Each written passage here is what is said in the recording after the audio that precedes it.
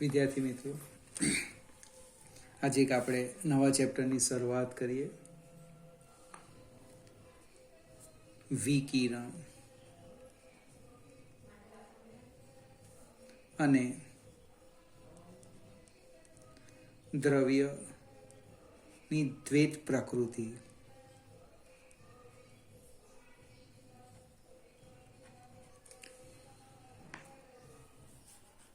વિકિરણ અને દ્રવ્ય એના બે પ્રકાર, બે સ્વભાવ, બે સ્વરૂપ ધરાવે.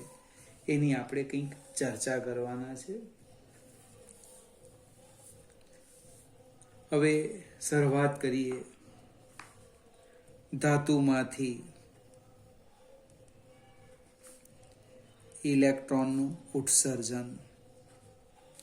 પ્રવેશ થોડો ચોપડીમાં વાંચી લેજો. જે થોમ્સન, મિલિકાન અને ઘણા બધાએ પ્રયોગ કરેલા. 1897 ઇલેક્ટ્રોનની શોધ થયેલી. તે પહેલા ઇલેક્ટ્રોન ખબર નહીં હતો, માત્ર ધન વિદ્યુતભાર છે એ જ ખબર હતો. હવે કોઈ પણ ધાતુની વાત કરું, એ લગભગ તમને મેં બીજા ચેપ્ટરમાં શીખવ્યું હશે કે કોઈ ધાતુનું નિર્માણ થાય. મને ધારો કે કોપર હોય કે એલ્યુમિનિયમ હોય, એ પરમાણુ શું કરે ધાતુનું નિર્માણમાં? એ પરમાણુ ઇલેક્ટ્રોનનું મુક્ત કરે, એટલે ઇલેક્ટ્રોન છૂટો પડે પરમાણુમાંથી. એને જે પરમાણુ છે એ આયન બને. આ જે આયન છે, બધા જ આયનો એ વ્યવસ્થિત ભૌમિતિક ભાતની રચના બને એ રીતે ગોઠવાય. જસ્ટ એક સમજવા પ્રયત્ન કરીએ. એક આયન અહીંયા છે, સ્ફટિકમય સ્વરૂપ. ટૂંકમાં એ સ્ફટિકમય સ્વરૂપ ધારણ કરે. આજે આપણે ઇલેક્ટ્રોન બોલીએ છીએ, મુક્ત ઇલેક્ટ્રોન. એ શું કરે? એની ઉર્જા અનુસાર આયનો વચ્ચેના અવકાશમાં અસ્ત વ્યસ્ત ગતિ કરે. એ લગભગ આપણે ત્રીજા ચેપ્ટરમાં પણ ચર્ચા કરી હશે. જે ધાતુ મુક્ત ઇલેક્ટ્રોન ધરાવે તેને આપણે શું કહીએ? સુવાહક કહીએ. હવે આ જે મુક્ત ઇલેક્ટ્રોન છે એ તમે હલાવવાથી બહાર જતી રહેવાનો નથી, કારણ કે આ ધન આયન અને ઇલેક્ટ્રોન વચ્ચે, ઇલેક્ટ્રોન એટલે ઋણ વિદ્યુતભાર વચ્ચે આકર્ષણ બળ લાગે. એને કારણે આ ઇલેક્ટ્રોન એ ધાતુની સપાટી સાથે, ધાતુ સાથે બંધાઈને રહેલો હોય છે. હવે ધારો કે તમે આ જે ધાતુ છે એના તાપમાનમાં વધારો કરો. તાપમાન વધારે તો શું થાય? આ જે મુક્ત ઇલેક્ટ્રોન છે એની જે ઉર્જા છે 3/kT, એમાં વધારો થાય. જ્યારે આ ઉર્જા, એની બંધન ઉર્જા જેટલી કે એના કરતા વધે ત્યારે એનું ઉત્સર્જન થાય છે. ફરીથી સમજાવું. આ જે ઇલેક્ટ્રોન છે એ ઉર્જાથી બંધાયેલો છે, બરાબર ને? એટલી ઉર્જા તમે એને બહારથી આપો કે એના કરતાં વધારે, ત્યારે શું થાય? એ ધાતુમાંથી ઇલેક્ટ્રોનનું ઉત્સર્જન થશે. એક જસ્ટ ગમ્મત કરું. એક દુકાનમાં તમે બોલપેન લેવા જાઓ, બોલપેનની કિંમત 10 રૂપિયા હોય. 10 રૂપિયા આપો એટલે બોલપેનનું દુકાનમાંથી શું થવાનું? ઉત્સર્જન થવાનું. એ 10 રૂપિયાથી બંધાયેલી છે. એની શું કહેવાય? બંધન ઉર્જા કહે છે. આપણે એક સરસ મજાની વ્યાખ્યા જોઈએ. Work function.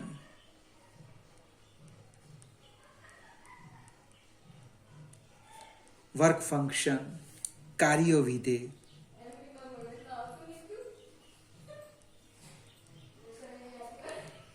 અને એની સંજ્ઞા છે કાર્ય વિધેય. કોઈ W0 લખે, કોઈ 50 લખે. વર્ક ફંક્શન, કાર્ય વિધેય. ધાતુની સપાટીમાંથી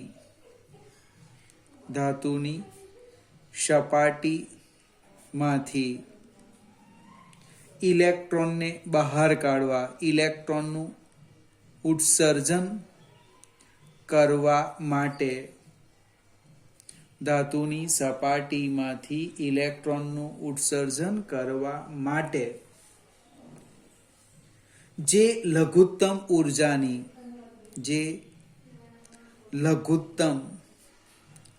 ઉર્જાની જરૂર પડે, તે લઘુત્તમ ઉર્જાને તે ધાતુનું વર્ક ફંક્શન, કાર્ય વિધેય કહે છે. ફરીથી આ જે શબ્દો છે લગભગ 3 વાર આપણે લઘુત્તમ શબ્દ જોવાના છે. ભૌતિક રાશિ બદલાશે. ધાતુની સપાટીમાંથી ઇલેક્ટ્રોનનું ઉત્સર્જન કરવા, એને બહાર કાઢવા માટે જે ઓછામાં ઓછી લઘુત્તમ ઉર્જાની જરૂર પડે, તે ઉર્જાને તે ધાતુનું જરૂર પડે તે ઉર્જાને તે ધાતુનું કાર્ય વિધેય કહે છે. એની સંજ્ઞા મેં તમને સમજાવી એ રીતના 50 લખે, કોઈક W0 પણ લખે, કાર્ય વિધેય 50W0. એ શાના પર આધાર રાખે? તો એક ધાતુની જાત પર. દરેકમાં ઇલેક્ટ્રોનની બંધન ઉર્જા કેવી છે? જુદી જુદી છે. કોપરમાં જુદી, એલ્યુમિનિયમમાં જુદી, આયનમાં જુદી. દ્રવ્ય બદલાશે તો તેને અનુરૂપ વર્ક ફંક્શન પણ બદલાય. બીજું એનો સપાટીનો પ્રકાર. એ સપાટી કેવી છે? બને દાખલા લોખંડની વાત કરીએ, કાટ લાગી ગયેલો તો સપાટી આખી બદલાઈ જાય, ઉપર એક આવરણ થઈ જાય. એટલે કે એ ધાતુની જાત પર અને સપાટીના પ્રકાર પર આધાર રાખે છે. એનો વર્ક ફંક્શન શામાં દર્શાવવામાં આવે? તો ઉર્જા માટે એક નવો એકમ છે, ઉર્જાનો એકમ ઈવી. નામ આપણે જાણે હમણાં જોતા હોય એવું લાગે, પણ આગળ કોઈક વાર આવી ગયું છે. EV, electron volt.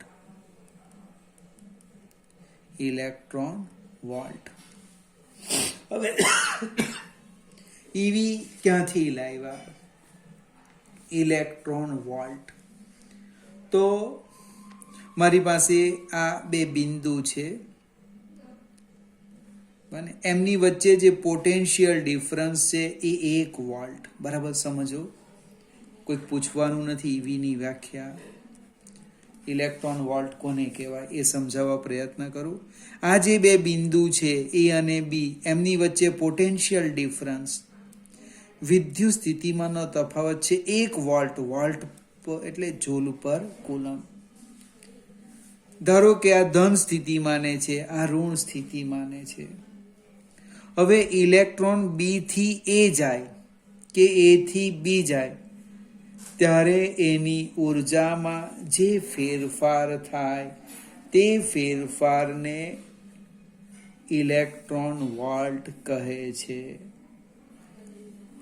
ફરીથી, 1 વોલ્ટના પોટેન્શિયલ ડિફરન્સ વડે ઇલેક્ટ્રોને પ્રાપ્ત કરેલી ઉર્જાને ઇલેક્ટ્રોન વોલ્ટ કહે છે. ન ખ્યાલ આવે તો એક આપણે બીજા ચેપ્ટરમાં વી કોની જગ્યા લખેલું? જૂલ પર કુલમ.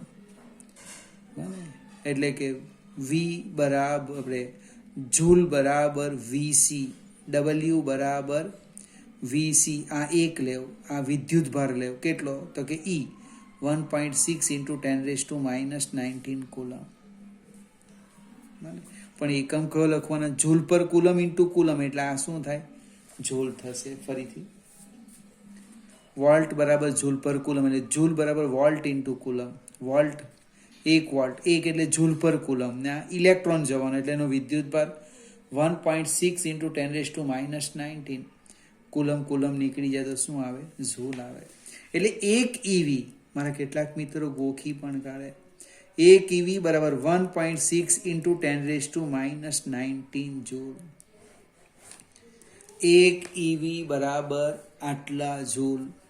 ઈવીનું જૂલમાં ફેરવવું હોય તો આટલા વડે ભાગવાનું, અને જૂલને ઈવીમાં ફેરવવું હોય, ઈવીને જૂલમાં ફેરવવું હોય તો આટલા વડે ગુણવાનું, અને જૂલને ઈવીમાં ફેરવવું હોય તો આટલા વડે ભાગવાનું. ભાગ્ય જ જૂલને ઈવીમાં ફેરવવાનું આવે. તમને આ 11, 12 અને 13 જે ચેપ્ટર છે એમાં ઉર્જા ઈવીમાં જ આપશે. ઈવી એ એસઆઈ પદ્ધતિનો એકમ નથી, એટલે તમારે શામાં ફેરવવું પડે? જૂલમાં ફેરવવું પડે. ચલો આપણે સહેજ આગળ જઈએ. ઇલેક્ટ્રોનની ઉત્સર્જન માટેની રીતો છે એની થોડી ચર્ચા કરીએ. બુકની અંદર કેટલીક ધાતુઓ માટે કાર્ય વિધેયના મૂલ્યો આપ્યા છે. જરા જોઈ લેજો કોનું વધારે છે, કોનું ઓછું છે. જેનું ઓછું છે એમાં આપણે સરળતાથી ઇલેક્ટ્રોનનું ઉત્સર્જન મેળવી શકીએ, અને જેનું વધારે છે એ મેળવવું મુશ્કેલ છે. હવે આપણી બુકની અંદર ઇલેક્ટ્રોનનું ઉત્સર્જનની રીતો આપેલી છે. એમાંની પહેલી રીત છે ઉષ્મા જનિત ઉત્સર્જન. ઉષ્માજનિત ઉત્સર્જન, તાપીય ઉત્સર્જન, બે નામ છે. તાપીય ઉત્સર્જન. હવે એની અંદર શું થાય? અને આનો ઉપયોગ શરૂઆતમાં બહુ થતો, હવે લુપ્ત થઈ જાય છે ધીમે ધીમે. કે કોઈક ધાતુને ગરમ કરવામાં આવે. આ ધાતુ છે આપણી પાસે, એને તમે ગરમ કરો તો એ ધાતુ શું કરે? ઇલેક્ટ્રોનનું ઉત્સર્જન કરે. ધાતુને યોગ્ય રીતે ગરમ કરવામાં આવે એટલે એને એમાં રહેલા જે ઇલેક્ટ્રોન છે એને બંધન ઉર્જા કરતાં વધારે ઉર્જા તાપમાનમાંથી પ્રાપ્ત થાય, માટે એનું શું થાય? ઉત્સર્જન થાય. ધાતુને ગરમ કરતા ધાતુની સપાટી પરથી ઇલેક્ટ્રોનનું ઉત્સર્જન થાય. આ ઘટનાને ઉષ્માજનિત ઉત્સર્જન અથવા તાપીય ઉત્સર્જન કહે છે. આ ઇલેક્ટ્રોનિક્સમાં શરૂઆતમાં ડાયોડ, ટ્રાયોડ એવા શબ્દ આવતા હતા. ટીવીમાં ટ્યુબ આવે. હવે એમાં શું હોય? કેથોડ હોય. એની ઉપર ફોટો સંવેદી દ્રવ્ય લગાડેલા હોય. એની બાજુમાં એક ફિલામેન્ટ હોય. એ ફિલામેન્ટમાંથી લો ટેન્શન બેટરી જોડી પ્રવાહ પસાર કરવામાં આવે એટલે ફિલામેન્ટ શું થાય? ગરમ થાય. એ કેથોડને ગરમ કરે. એ જેવું કેથોડ ગરમ થાય એટલે ઇલેક્ટ્રોનનું ઉત્સર્જન કરે. પછી એ જે ઇલેક્ટ્રોન છે એ આપણે જેવું કામ કરાવવાના હોય એ રીતના એની પાસે કામ કરાવીએ. અહીંયા જે ઇલેક્ટ્રોનનું ઉત્સર્જન થતું હતું એ કયું હતું? ઉષ્માજનિત ઉત્સર્જન. અને આપણે પણ કેટલીક વખત માણસને ગરમ કરીએ, અને જ્યારે ગરમ કરીએ એનું વર્ક ફંક્શન ઓછું હોય તો તરત જ એ વિકિરણનું ઉત્સર્જન કરશે. એટલે કાળજી રાખજો ભાઈ, આપણું વર્ક ફંક્શન કેટલું છે. મગજ શાંત રાખવું. બીજું ક્ષેત્રીય ઉત્સર્જન. ક્ષેત્રીય ઉત્સર્જન. ક્ષેત્રીય ઉત્સર્જન એટલે આનો પણ આપણે ઉપયોગ કરીએ. કેવી રીતના? કોઈક ધાતુની સપાટી પર, આ ધાતુ છે એની સપાટી પર આપણે ક્ષેત્ર લાગુ પાડીએ. કેટલા ક્રમનું? જો 10⁸ વોલ્ટ પર મીટર ક્રમનું ક્ષેત્ર લાગુ પાડીએ એટલે એમાં રહેલા જે મુક્ત ઇલેક્ટ્રોન છે એની ઉપર આ સૂત્ર અનુસાર બળ લાગે અને એનું શું થાય છે? ઉત્સર્જન થાય છે. આને શું કહેવાય? ક્ષેત્રીય ઉત્સર્જન કહે છે. ફરીથી ધાતુ પર ખૂબ જ પ્રબળ 10⁸ વોલ્ટ પર મીટર ક્રમનું ક્ષેત્ર લગાડી ઇલેક્ટ્રોનનું ધાતુમાંથી ઉત્સર્જન કરવામાં આવે આ ઘટનાને ક્ષેત્રીય ઉત્સર્જન કહે છે. ત્રીજો પ્રકાર જે આપણી બુકમાં આપ્યો છે તે, જેના ઉપર આપણે ચેપ્ટર શીખવાના છે, સમજવાના છે, ફોટો ઇલેક્ટ્રિક ઉત્સર્જન. ફોટો ઇલેક્ટ્રિક ઉત્સર્જન. ફોટો ઇલેક્ટ્રિક ઉત્સર્જન એટલે શું? તો મારી પાસે એક આ ધાતુ છે, એક શબ્દ વાપરેલો છે, સ્વચ્છ કરેલી ધાતુ, આવો લખેલો છે. સ્વચ્છ કરેલી ધાતુની સપાટી પર પૂરતી ઊંચી આવૃત્તિવાળો અથવા એક બીજો શબ્દ યોગ્ય આવૃત્તિવાળો પ્રકાશ વિદ્યુત ચુંબકીય તરંગ આપાત કરવામાં આવે. આપાત કરવામાં આવે ત્યારે ઇલેક્ટ્રોનનું ઉત્સર્જન થાય છે. આ ઘટનાને આપણે શું કહેવાના? ફોટો ઇલેક્ટ્રિક ઉત્સર્જન. ફરીથી આપણે આ ચેપ્ટરમાં આના વિશે ચર્ચા કરવાના છે. આપણા માટે આ એકદમ નવો શબ્દ છે, ફોટો ઇલેક્ટ્રિક ઉત્સર્જન. સ્વચ્છ કરેલી ધાતુની સપાટી પર પૂરતી ઊંચી આવૃત્તિવાળો પ્રકાશ આપાત કરવામાં આવે ત્યારે શું થાય છે? ઇલેક્ટ્રોનનું ઉત્સર્જન થાય છે. આ રીતે ઉત્સર્જાતા ઇલેક્ટ્રોનને ફોટો ઇલેક્ટ્રોન કહે છે. અને આ ઘટનાને આપણે નામ આપવાના ફોટો ઇલેક્ટ્રિક અસર. અહીં ઉત્સર્જન શબ્દ લખ્યો છે. આ ઘટનાને શું કહેવાના? ફોટો ઇલેક્ટ્રિક અસર. હવે જુદા જુદા વૈજ્ઞાનિકે જે કંઈક અનુભવ કરેલો એની ટૂંકમાં સમજૂતી આપું. એક હર્ટ્ઝનો પ્રયોગ, જે ઓલરેડી કદાચ મેં થોડું ઘણું શીખાયું હશે, આપણી બુકમાંથી નીકળી ગયો. એ હર્ટ્ઝનો પ્રયોગ. હવે એની અંદર શું હતું? તો કંઈક આવી રચના હતી, થોડી ઘણી યાદ આવે તો. ધાતુના સળિયા હતા, આ બે ગોળા હતા, સ્પાર્ક ગેપ છે, અહીં એક બીજી સ્પાર્ક ગેપ હતી આર. અને અનુનાદની ઘટનાની મદદથી તરંગો અહીંયા નોંધવામાં આવતા હતા. હવે હર્ટ્ઝે શું કીધું કે જ્યારે ઉત્સર્જકને, ના સોરી મિત્રો, આ રીત નથી. એ જે સમજાવે, ઉત્સર્જક એટલે કેથોડ, ઉત્સર્જન કરે તે, અને જ્યાં પહોંચે એ એનોડ. એણે જે સમજૂતી આપી એ ઉત્સર્જક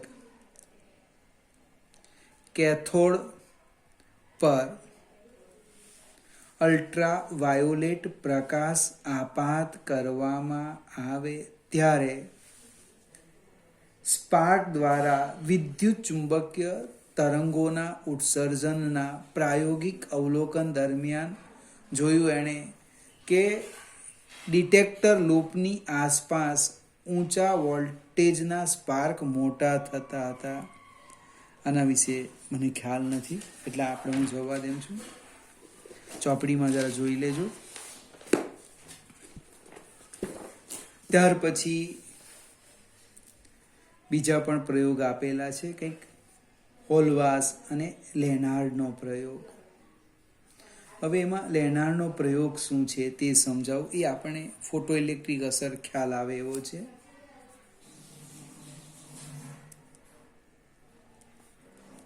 લેનાર્ડ પ્રયોગ. એક શૂન્ય અવકાશિત કરેલી નળી લીધી, આ રીતના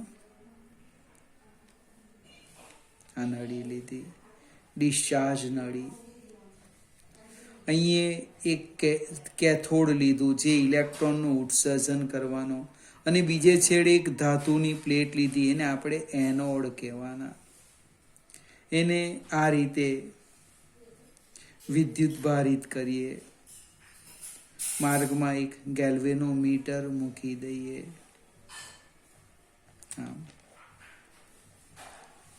બુકની અંદર લગભગ ગેલ્વેનોમીટર મૂક્યું નથી આપણે. ત્યાર પછી અહીંયા એક બારી મૂકેલી છે.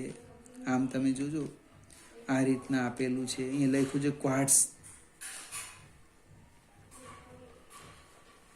વિન્ડો, બારી. આની અંદર જે પ્રકાશ દાખલ કરવાના એ અલ્ટ્રા વાયોલેટ પ્રકાશ લેવાના. આમ ફિગર આપણે આમ કરી દઈએ મને, એટલે પ્રકાશનું કિરણ આમ આવે. આમ અલ્ટ્રા વાયોલેટ પ્રકાશનું કિરણ આપાત કરવાના. હવે પ્રેક્ટિકલને આપણે લેનારના પ્રયોગની સમજૂતી આપું. જ્યારે કેથોડ પર કોઈ પણ પ્રકારનો પ્રકાશ આપાત કરવામાં ન આવે ત્યારે શું થાય? આમાંથી પસાર થતો પ્રવાહ 0. કેવી રીતના? તો કે ગેલ્વેનોમીટર 0 આવર્તન બતાવે. કેમ? બેટરી તો જોડી છે, પણ આ ખુલ્લો પરિપથ છે. હવે તમે આ ક્વાર્ટઝ બારી મારફતે અલ્ટ્રા વાયોલેટ કિરણો એ કેથોડ પર આપાત કરવામાં આવે ત્યારે કેથોડમાંથી શું થાય? ઇલેક્ટ્રોનનું ઉત્સર્જન થાય. એનોડ એ કેથોડની સાપેક્ષે ધન સ્થિતિ માને. પરિણામે આ ઇલેક્ટ્રોન કેથોડથી એનોડ તરફ ગતિ કરી એનોડ પર પહોંચે અને પ્રવાહનું નિર્માણ કરે, જે આપણે ગેલ્વેનોમીટરની મદદથી માપી શકીએ. ફરીથી સમજાવું. આ જે કેથોડ છે એને ઉપર તમે કોઈ પણ પ્રકારનો પ્રકાશ આપાત ન કરો. પ્રકાશ આપાત ન કરવામાં આવે ત્યારે શું થાય? ગેલ્વેનોમીટર આવર્તન બતાવતું નથી. ઇટ મીન્સ પ્રવાહ પસાર થતો નથી. હવે યોગ્ય આવૃત્તિ વાળો પ્રકાશ એટલે કે વિકિરણ જો આપણે એની ઉપર આપાત કરીએ ત્યારે પ્રવાહ બતાવે. કારણ શું છે? પહેલા તો ખુલ્લો પરિપથ હતો એટલે પ્રવાહ 0 બતાવ્યો. પ્રકાશ આપાત કરવાથી કઈ ઘટના બની કે પરિપથમાં તમને પ્રવાહ મળે? તો એની સમજૂતી આ રીતે અપાય કે અહીંયા જે છે એ ઇલેક્ટ્રોનનું ઉત્સર્જન થાય.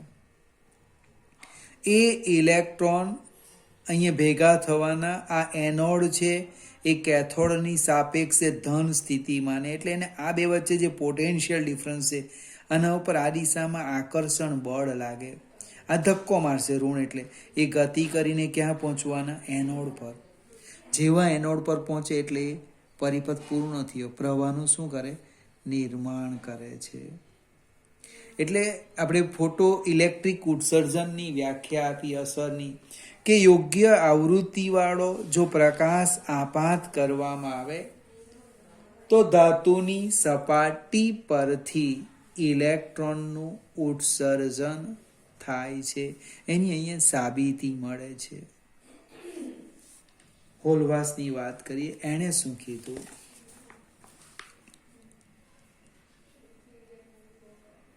હોલવાસનો પ્રયોગ. એણે ઇલેક્ટ્રોસ્કોપ સાથે ઋણ વિદ્યુત ભારિત ઝીંકની પ્લેટ જોડી હતી. ફિગર કંઈક આમ છે. આ આપણે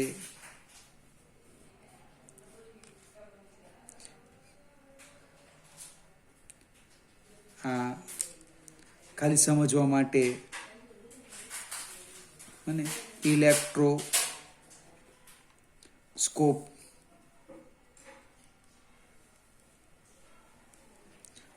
એટલે જો કોને ઇલેક્ટ્રોન એટલે નામ લખ્યું ઇલેક્ટ્રોસ્કોપ. એની સાથે એણે શું જોડી દીધું? એક ઋણ વિદ્યુત ભારિત ઝીંકની પ્લેટ જોડી દીધી. હવે એણે અવલોકન કર્યું કે જ્યારે એની ઉપર પ્રકાશ આપાત કરવામાં આવે ત્યારે આ ઝીંકની પ્લેટ એ ધીમે ધીમે ધન વિદ્યુત ભારિત બનતી જતી હતી. એના ધન વિદ્યુત ભારનું મૂલ્ય વધતું જતું હતું. કેમ? તો કે એની પ્લેટ પરથી શું થાય? ઇલેક્ટ્રોનનું ઉત્સર્જન થાય. અને એની ઉપર અલ્ટ્રાવાયોલેટ પ્રકાશ, યોગ્ય આવૃત્તિવાળો પ્રકાશ આપાત કરવામાં આવે ત્યારે ઇલેક્ટ્રોનનું ઉત્સર્જન કરે એટલો એની ઉપર ધન વિદ્યુત ભાર આવવાનો. એણે આ ઇલેક્ટ્રોસ્કોપની મદદથી અવલોકન કીધું. હવે એક શબ્દ આજે જોયો, કાર્ય વિધેય, વર્ક ફંક્શન. એવો જ એક બીજો શબ્દ છે થ્રેશોલ્ડ, આવૃત્તિ. એક શબ્દ આપણે લખતા હતા પૂરતી ઊંચી આવૃત્તિ વાળો, એ હું સમજાવવા પ્રયત્ન કર્યો કે આપેલી ધાતુમાંથી જે લઘુત્તમ આવૃત્તિની મદદથી ઇલેક્ટ્રોનનું ઉત્સર્જન મેળવી શકાય તે લઘુત્તમ આવૃત્તિને તે ધાતુની થ્રેશોલ્ડ આવૃત્તિ, તે ધાતુની શું કહેવાય? થ્રેશોલ્ડ આવૃત્તિ કહે છે. ફરીથી સમજાવું. મારી પાસે એક ધાતુ છે, એના ઉપર મેં પ્રકાશ આપાત કરું, એની આવૃત્તિ લખું છું. કેટલી? તો કે ભાઈ 200 હર્ટ્ઝ, 201 હર્ટ્ઝ, 202 હર્ટ્ઝ, 203 હર્ટ્ઝ. બને? હવે 4 તો કે ઇલેક્ટ્રોનનું ઉત્સર્જન થાય, 5 થવાનું, 6 થવાનું, કે 4 કરતાં ઓછી રાખે તો નહીં થાય. એટલે જે ઓછામાં ઓછી, જે ઓછામાં ઓછી લઘુત્તમ આવૃત્તિની મદદથી ફોટો ઇલેક્ટ્રોનનું ઉત્સર્જન થાય, એના કરતાં જો ઓછી કરું તો નહીં થાય, એના કરતાં વધારે હોય તો ઇલેક્ટ્રોનનું ઉત્સર્જન થાય. તો આ જે લઘુત્તમ આવૃત્તિ છે, એ લઘુત્તમ આવૃત્તિને તે ધાતુની થ્રેશોલ્ડ આવૃત્તિ કહે છે. થ્રેશોલ્ડ આવૃત્તિનો આધાર ધાતુની જાત પર છે. કઈ ધાતુ છે એના ઉપર આધાર રાખે. ચોપડીમાં કેટલાક ઉદાહરણ આપેલા છે. ઝીંક, કેડમિયમ, મેગ્નેશિયમ માટે થ્રેશોલ્ડ આવૃત્તિનું મૂલ્ય પારજાંબલી વિભાગમાં છે. ઝીંક, પછી કેડમિયમ, મેગ્નેશિયમ, અહીંયા 3 નામ છે, હું લખતો છું તે. એની થ્રેશોલ્ડ આવૃત્તિ μ0 શામાં આવેલી છે? પારજાંબલી વિભાગમાં, અલ્ટ્રાવાયોલેટ વિભાગમાં.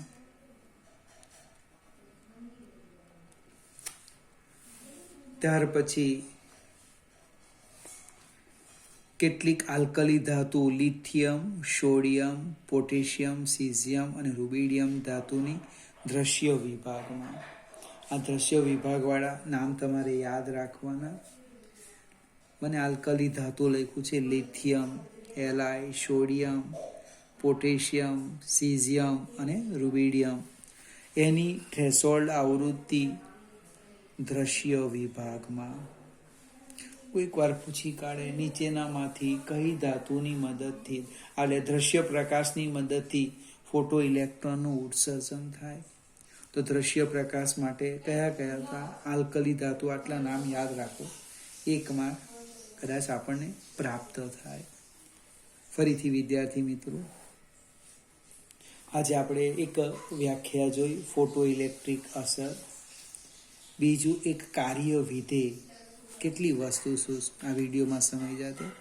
એક ફોટો ઇલેક્ટ્રિક અસર, બીજું કાર્ય વિધેય, વર્ક ફંક્શન, એનો એકમ EV, ત્રીજું થ્રેશોલ્ડ આવૃત્તિ, અને ચોથું લેનાર્ડનો પ્રયોગ, જે આપણને ફોટો ઇલેક્ટ્રિક અસર સમજવા માટે મદદ કરશે. ફરીથી ધીમે ધીમે આ વિડીયો જોઈ તમને જે યોગ્ય લાગે એ રીતના લખાણ કરજો. તો આવતીકાલે આપણે ફોટો ઇલેક્ટ્રિક અસરની લાક્ષણિકતા જોવાના છે, જે ખૂબ અગત્યની છે.